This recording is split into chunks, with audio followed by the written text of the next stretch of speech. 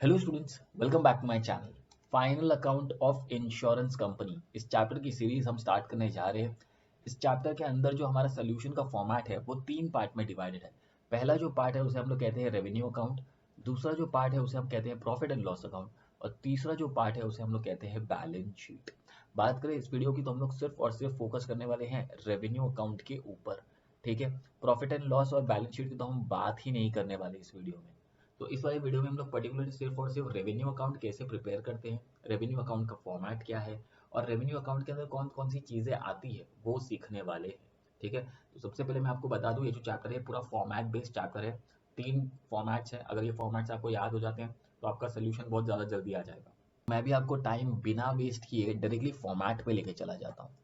सो ये रहा हमारा फॉर्मेट, ये है हमारे रेवेन्यू अकाउंट का फॉर्मेट। ठीक है, क्वेश्चन में बोला रहेगा प्रिपेयर है रेवेन्यू अकाउंट, तो ये हमारी रेवेन्यू अकाउंट का फॉर्मेट है जिसमें सबसे पहला पार्ट आता है इन प्रीमियम अर्नड। वैसे मैं बता दूं, प्रीमियम अर्नड इनकम है इंश्योरेंस कंपनी के लिए। Profit on loss of sale of investment, कोई इन्वेस्टमेंट बेचा था उससे हमारी इनकम या प्रॉफिट हो रही है, वो भी हमारा इनकम है। अदर इनकम उसमें क्या जाता है ये मैं आपको सम के साथ साथ बता दूंगा। हाँ, ये इंटरेस्ट रिसीव हुआ, डिविडेंड रिसीव्ड हुआ, रेंट रिसीव्ड हुआ, वो हम लोग इस वाले हेडिंग के अंदर डाल देते। तो इनकम के चार मेन हेड है, एक प्रीमियम अर्नड, दूसरा है प्रॉफिट और सेल ऑफ इन्वेस्टमेंट, तीसरा है अदर्स, और फोर्थ है इंटरेस्ट एंड डिविडेंड। जब हम लोग इसको टोटल करते हैं तो हमको टोटल इनकम मिल जाएगा। हम अपने टोटल इनकम को क्या बोलते हैं, ए। अब बात करते हैं एक्सपेंसेस की, तो एक्सपेंसेस में जो सबसे बड़ा एक्सपेंस का पार्ट है वो है क्लेम्स। ठीक है, देखो मैं आपको एक एग्जांपल देता हूँ कि जैसे सपोज ये इंश्योरेंस कंपनी है और ये लोग हैं। ठीक है, अब इसने इंश्योरेंस लिया है तो ये कंपनी को प्रीमियम देगा। तो इंश्योरेंस कंपनी के लिए प्रीमियम क्या है, इनकम है। अगर तो इसकी लाइफ को या इसकी प्रॉपर्टी को कुछ हो जाता है तो इंश्योरेंस कंपनी को इसको पैसे दे रहे हैं, जिसे हम लोग बोलते हैं क्लेम। ठीक है, तो क्लेम में पैसे हमारे पास से जाते हैं, प्रीमियम में हमारे पास पैसे आते हैं। प्रीमियम इनकम है और क्लेम एक्सपेंस है। ठीक है, उसी के साथ साथ हमको एजेंट पॉइंट करने पड़ते हैं और एजेंट को हम लोग देते हैं कमीशन। कमीशन भी एक्सपेंस का एक बहुत बड़ा पार्ट होने वाला है। एंड देन फिर आते हैं छोटे मोटे खर्चे जिनको हम लोग डाल देते हैं ऑपरेटिंग एक्सपेंसेस के अंदर। ठीक है, तो जब इन तीनों एक्सपेंसेस का टोटल करेंगे तो हमको मिलेगा टोटल बी। ए माइनस बी करेंगे तो हमको मिलेगा ऑपरेटिंग प्रॉफिट फ्रॉम फायर और मरीन इंश्योरेंस। ठीक है, अब सोच रहे होंगे फायर एंड मरीन क्या है, तो मैं आपको बता दूं, इंश्योरेंस जो होता है, इंश्योरेंस कंपनी जो होती है वो दो टाइप की होती है, एक जनरल इंश्योरेंस और एक लाइफ इंश्योरेंस। लाइफ इंश्योरेंस के बारे में आपको पता होगा, हम लोग हमारी लाइफ का इंश्योरेंस वहाँ कराते हैं। जनरल इंश्योरेंस में हम लोग प्रॉपर्टी या हमारे जो गुड्स है उसका इंश्योरेंस कराते हैं, for example fire insurance and marine insurance. तो fire and marine insurance are examples of general insurance. ठीक है, सो ये तो बेसिक डिटेल्स है, बट मेरे ख्याल से हमें वहाँ डिटेल में नहीं जाना चाहिए। और मैं आपको डायरेक्टली बता दूं कि अगर ये फॉर्मेट आपको याद हो जाता है तो हम लोग रेवेन्यू अकाउंट प्रिपेयर कर सकते हैं। ठीक है, ओके। सो अब इन सब में से बात करते हैं सिर्फ और सिर्फ प्रीमियम की। ठीक है, प्रीमियम का एक स्केड्यूल भी है, स्केड्यूल नंबर 1। ठीक है, सो प्रीमियम हमको ढूंढना पड़ेगा, एक स्केड्यूल बनाना पड़ेगा। तो प्रीमियम का अपना पूरा एक हेड है। सो देखो ये रहा, ये है स्केड्यूल नंबर 1। देखो यह है स्केड्यूल नंबर 1, वो भी कौन सा, प्रीमियम का। प्रीमियम ढूंढना है तो हमको ये सारा पार्ट करना पड़ेगा। जब इतना पार्ट कंप्लीट करेंगे तो हमको फाइनल मिलेगा नेट प्रीमियम, जो हम लोग जाके यहाँ पर लिख देंगे। ठीक है, सो अब इसके फॉर्मेट में क्या आता है, अब आपको ये चीज़ याद रखना है, और ये तीन चीज़ याद रखना क्योंकि ये बार बार रिपीट होगा। ठीक है, तो सबसे पहला है premium received on direct business, दूसरा है प्रीमियम रिसीव्ड ऑन री इंश्योरेंस बिजनेस एक्सेप्टेड, और फिर हम लोग माइनस कर देते हैं प्रीमियम पेड ऑन री इंश्योरेंस बिजनेस सीडेड। ठीक है, अब ये तीन टर्म्स मैं आपको समझाने की कोशिश करता हूँ, समझ में आ गया तो ठीक है, नहीं तो आप फॉर्मेट डायरेक्टली याद भी कर सकते हैं। ठीक है, अब सपोज सपोज तीन इंश्योरेंस कंपनियां या चार इंश्योरेंस कंपनीज हैं। सपोज हमारी कंट्री में चार इंश्योरेंस कंपनीज हैं। ठीक है, यह सब कोशिश करते हैं कि हमको टैप करे और हमारा से इंश्योरेंस करवाए, राइट। तो सपोज जैसे ये ए है, ये बी है, ये सी है, ये डी है। तो जैसे सपोज सब लोग टैप कर रहे थे, ये लोग दोनों यहाँ चले गए, ये लोग दोनों यहाँ चले गए, ये लोग दोनों यहाँ चले गए, ये और ये यहाँ पर चले गए। ठीक है, सो सब लोग चले गए। ये जो इंश्योरेंस के पास हम लोग डायरेक्टली जाके इंश्योरेंस लेते हैं ना, ये और इसका जो प्रीमियम हम लोग उनको देते हैं ना, ये माना जाता है premium received on direct business. ठीक है, ए लोगों से डायरेक्ट बिजनेस ले रहा है ना। ठीक है, लेकिन इन सब के ऊपर एक अथॉरिटी है जिसको हम लोग बोलते हैं IRDA। ठीक है। उन्होंने हर इंश्योरेंस कंपनी के ऊपर एक सीलिंग लिमिट लगा कर रखी है, जिससे ज़्यादा का इंश्योरेंस वो लोग नहीं ले सकते। जैसे फॉर एग्जांपल है ना, सपोज ए के ऊपर 10 लाख का इंश्योरेंस का लिमिट डाल के रखा है, तो ए जो कंपनी है वो 10 लाख से ज़्यादा का इंश्योरेंस नहीं कर सकती। ठीक है, नहीं ले नहीं सकती, ले तो सकती है लेकिन कर नहीं सकती। ठीक है, दोनों में बहुत ज़्यादा फर्क है, वो मैं भी आपको बताऊंगा। सपोज बी के ऊपर लिमिट डाला है 20 लाख का, सी के ऊपर लिमिट डाला है 30 लाख का, और डी के ऊपर लिमिट लगाया है 40 लाख का। ये लिमिट कैसे तय होती है, ये हमारा मेन मुद्दा नहीं है। एग्जाम्पल समझने की कोशिश करो। अब देखो, जैसे सपोज ए के पास 2 लोग आए, इसने सपोज इसने 10 लाख का इंश्योरेंस लिया और इसने 5 लाख का इंश्योरेंस लिया। अब ए को 15 लाख का इंश्योरेंस कराना है, बट ए का लिमिट ही कितना है, 10 लाख। तो क्या ए मना कर देगा सामने वाली पार्टी को? नहीं, वो क्या करेगा, इससे पैसे ले लेगा और ये जो पैसा है ना, ये दूसरी कंपनी को दे देगा। इसको हम लोग बोलते हैं री इंश्योरेंस सीडेड। जब हम लोग दूसरी कंपनी को देते हैं तो क्या बोलते हैं, सीडेड। और बी के लिए क्या होगा पता है, एक्सेप्टेड।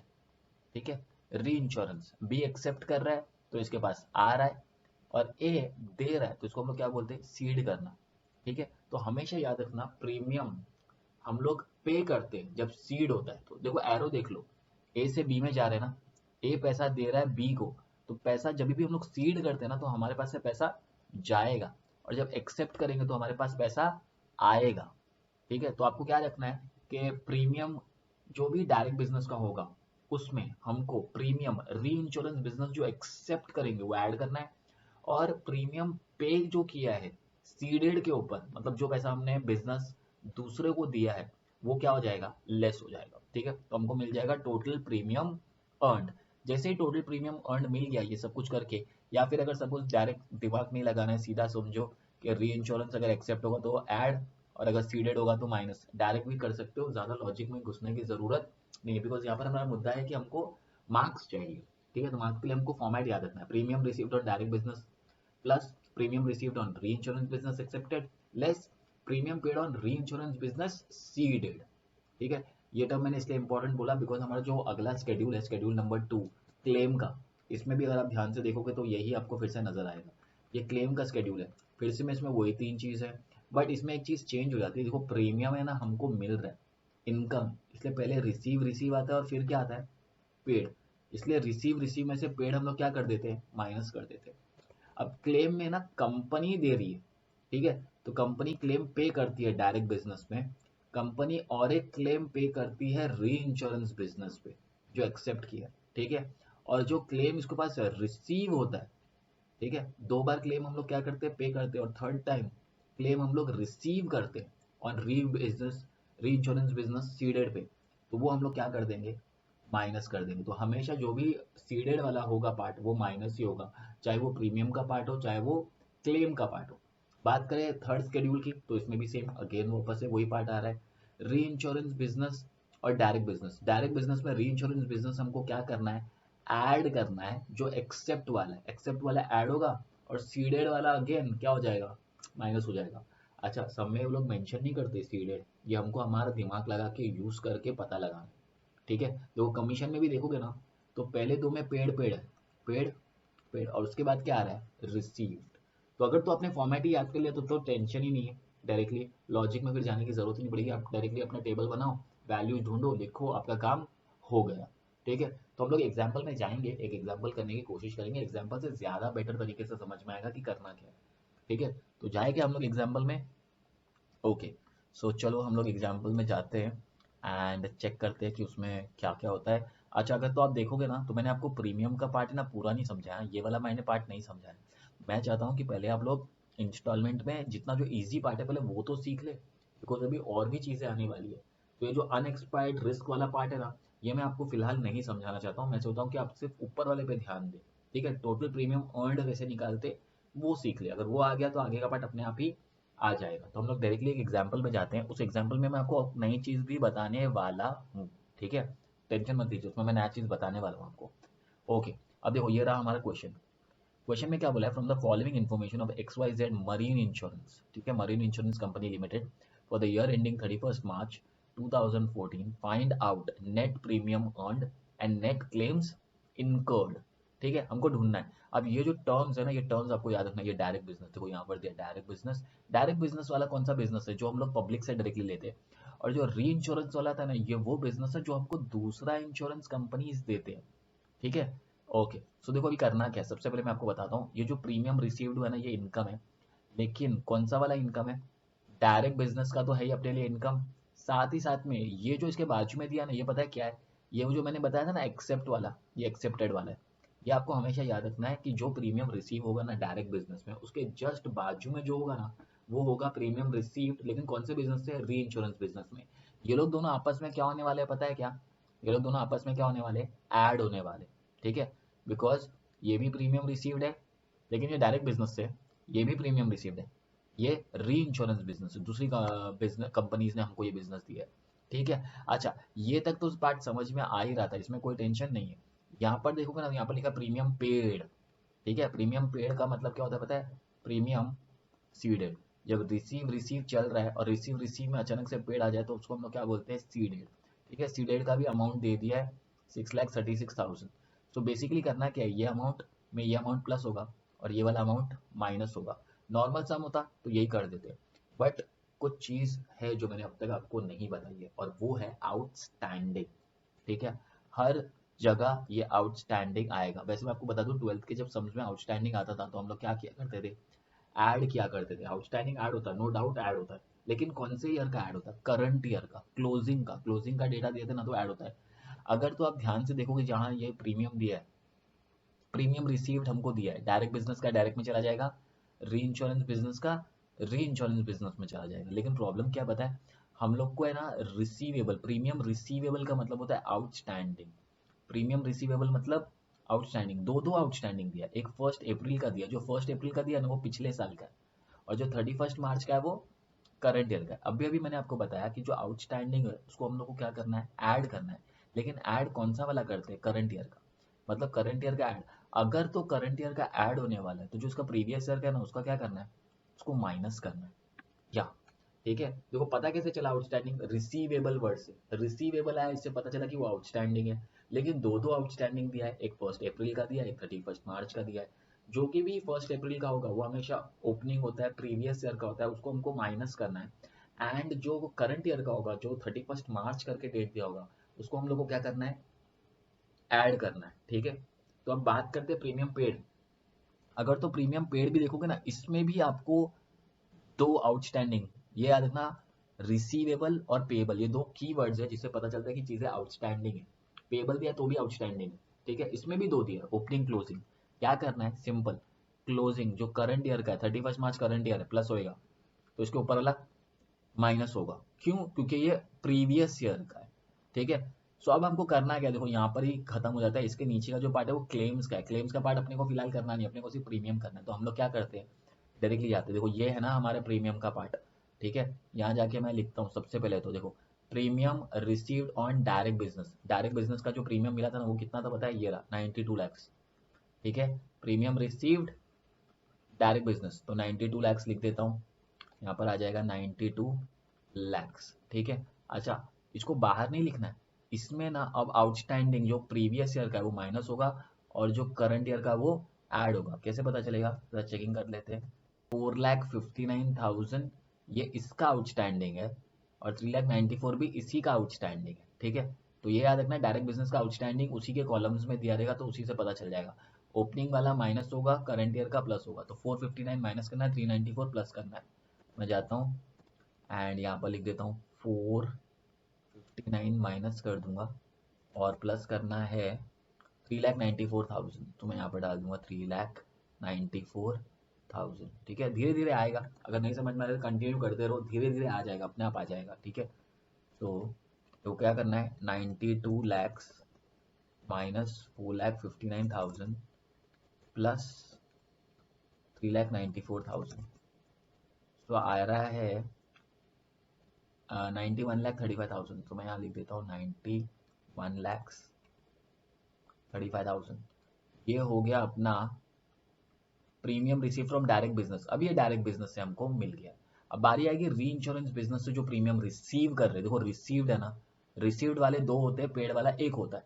ऐसा सिंपल ढूंढना है सम के अंदर, जाने का सम में ढूंढने का। प्रीमियम रिसीव्ड दो दिख जाएंगे और एक पेड वाला दिख जाएगा, जो पेड वाला होता है वही सीडेड होता है, ठीक है। ओके, सो जाते हैं डायरेक्टली और देखो ये रहा, इधर दिया है, हमेशा ऐसे ही पार्ट होगा, ये इसके बाजू में ही होगा 7,86,000।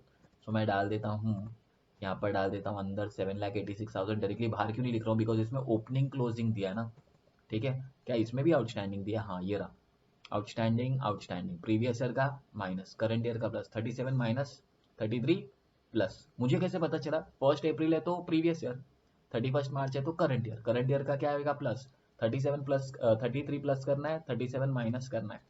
मैं करता हूँ यहाँ से माइनस 37 प्लस 33, और इसको प्लस करके देखते कितना फाइनल आंसर आता है। 7,86,000 माइनस 37,000 प्लस 33,000, तो आ रहा है 7,82,000। तो मैं यहाँ पर डाल दूंगा 7,82,000। ये पार्ट भी हो गया अपना कंप्लीट। अब बचा है प्रीमियम पेड, प्रीमियम पेड ढूंढना है। तो जाते जरा सम पे और देखते प्रीमियम पेड कहाँ दिया था, प्रीमियम पेड ये रहा, प्रीमियम पेड भी दिया है और इसके दो आउटस्टैंडिंग भी दिए। तो अमाउंट है 6,36,000। तो मैं जाके अमाउंट डाल देता हूँ प्रीमियम पेड में, यहाँ पर 6,36,000 माइनस आउटस्टैंडिंग कितना दिया है 28 और 20, तो 28 और प्लस 20, और सॉल्व करके बाहर आंसर लिख देंगे। एक बार चेक कर लेते हैं ज़रा, 28 माइनस होगा 20 प्लस होगा, करेक्ट। इसको सॉल्व करें तो आंसर आएगा 6,36,000 माइनस 28,000 प्लस 20,000, 6,28,000। सो मैं यहाँ पर डाल देता हूँ 6,28,000, ठीक है। पहले दो प्लस ये वाला माइनस, तो हमको टोटल प्रीमियम अर्न मिल जाएगा। तो कैसा मिलेगा, स्टार्टिंग से करना पड़ेगा, 91,35,000 प्लस 7,82,000 माइनस 6,28,000, तो आ रहा है 92,89। यहाँ पर लिख देंगे 92,89,000। ये हो गया अपना प्रीमियम अर्न, यहाँ तक तो पहुँच गया। अच्छा मैं बता दूँ, सब में ना ये दिया ही नहीं है, ठीक है। पूरा सम हमने रीड कर दिया, अनएक्सपायर्ड रिस्क ओपनिंग का नहीं दिए, ठीक है। ये जो क्लोजिंग वाला है ना, ये जो मैंने लिखा है स्टार मार्क कर देता है इसको, ये ना सब में कभी देंगे नहीं, हमको खुद ही अज्यूम करना है, ठीक है। मरीन बिजनेस है ना, तो ये कितना परसेंट होता है पता है, 100% होता है। और अगर अगर अगर अगर तो हम लोगों को सब में एडिशनल करके भी कोई परसेंटेज दिया तो वो भी हमको ढूंढना पड़ता है, ठीक है। मरीन में 100% है, अगर फायर इंश्योरेंस का बिजनेस होता तो कितना परसेंट लेते, 50%, ठीक है। तो मैं सब में ज़रा जाके देखता हूँ, सब में जाके जाके देखे तो हम लोग को पूरे सब में अनएक्सपायर्ड रिस्क तो दिया ही नहीं है, ठीक है। तो हम लोग क्या करेंगे डायरेक्टली यहाँ पर, और मरीन इंश्योरेंस का बिजनेस था, एक बार चेक कर लेता हूँ, मरीन इंश्योरेंस ये रहा, ठीक है। इसका मतलब अनएक्सपायर्ड रिस्क करंट ईयर का, ठीक है। ये जो 31 मार्च है ना, ये करंट ईयर का, ठीक है। कितना परसेंट रहेगा, 100%। 100% किसका, इसका, तो यहाँ पर आ जाएगा 92,89। इसका मतलब एडिशनल तो है नहीं, डैश कर देंगे। नेट प्रीमियम कितना आएगा, नील, ठीक है। 92,89 में से 92,89 माइनस कर देते हैं हम लोग, ठीक है। अच्छा अनएक्सपायर्ड रिस्क रिजर्व, ये जो 1 अप्रैल का मैंने दिया ना, सब में दिया रहेगा, मेंशन करेंगे, आप लोग देख के पहचान जाओगे। इस सब में नहीं दिया, इसलिए मैंने डैश कर दिया। एडिशनल रिजर्व भी नहीं दिया तो डैश कर दिया। दो प्लस होता है, दो माइनस, जिसमें से एक ये जो माइनस है ना, अनएक्सपायर्ड रिस्क स्टैंडर्ड, या तो 100% करेंगे या तो 50%। फायर इंश्योरेंस का सम है 50% कर दो, मरीन इंश्योरेंस का सम है 100% करना पड़ेगा, ठीक है। सो इस वाले सम में हमारा जो प्रीमियम आ रहा है वो नील आ रहा है, बिकॉज 100% 92,89 माइनस करेंगे 92,89 से, तो आंसर आ जाएगा 0। तो ये तो हो गया अपना प्रीमियम अर्नड इसके अंदर। अब हमको क्या करना है, इसी सम का क्लेम पेड भी ढूंढना है, ठीक है।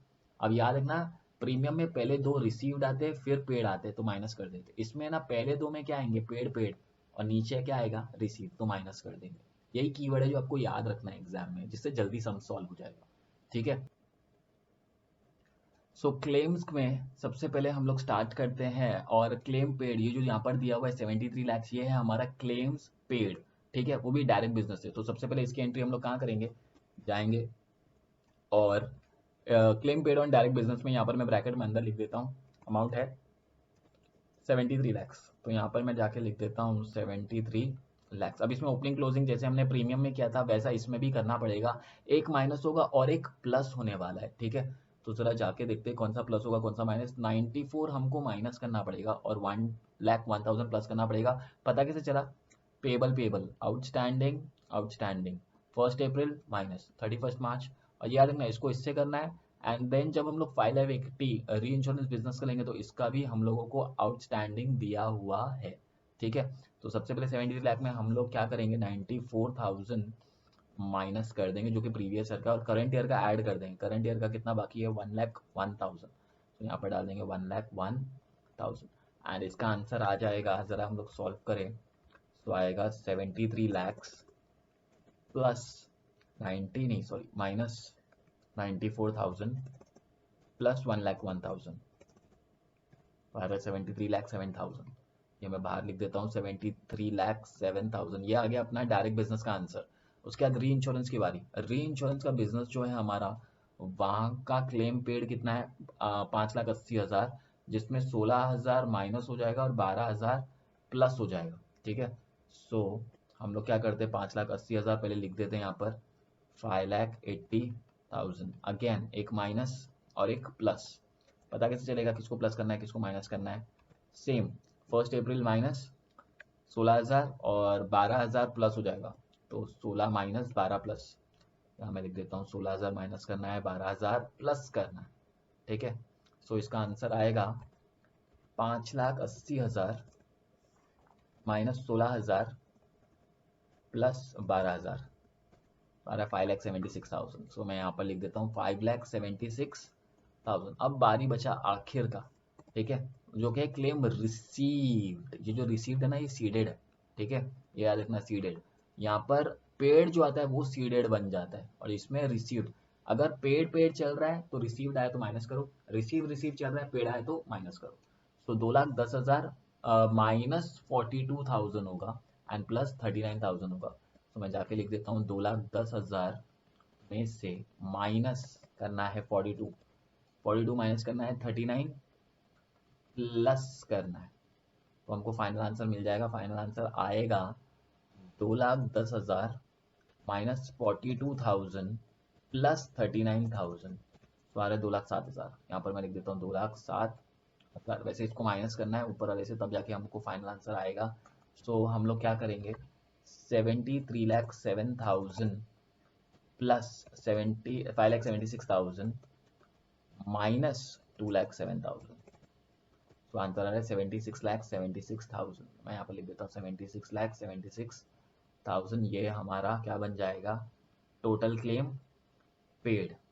ठीक है, प्रीमियम तो हम पहले ही ढूंढ चुके हैं। वैसे मैं आपको फिर से बता दूं, ये जो मैंने किया ना यहाँ पर 100% वाला पार्ट, ये सम में हमको बोला नहीं था, ये मैंने एडिशनली किया है। वैसे हमको हर सम में जो मेन सम होगा ना, उसमें हम लोग को अनएक्सपायर्ड रिस्क रिजर्व पहले से ही निकालना है। मरीन इंश्योरेंस है तो 100%, और अगर तो फायर इंश्योरेंस है तो उसमें 50% लेते हैं। ठीक है, सो देखिए बेसिकली इस सब में जो मैंने अभी एग्जाम्पल करा उसमें कमीशन नहीं दिया था, नहीं दिया तो कमीशन की एंट्री करने की ज़रूरत नहीं है। ठीक है, तो इस वीडियो में हम लोग यहीं पे रुकते हैं। नेक्स्ट वीडियो में जाने से पहले मैं चाहूँगा कि आप लोग सारा फॉर्मेट एक बार देख ले, रीड कर ले, ताकि अब जब हम लोग सेकेंड एग्जाम्पल सॉल्व करें तो आप ज़्यादा बेटर पोजीशन पे हो। ठीक है, तो चलिए इस वीडियो में इतना ही। अगर आपको वीडियो पसंद आया तो आपको पता है क्या करना है, लाइक करो, सब्सक्राइब करो, शेयर करो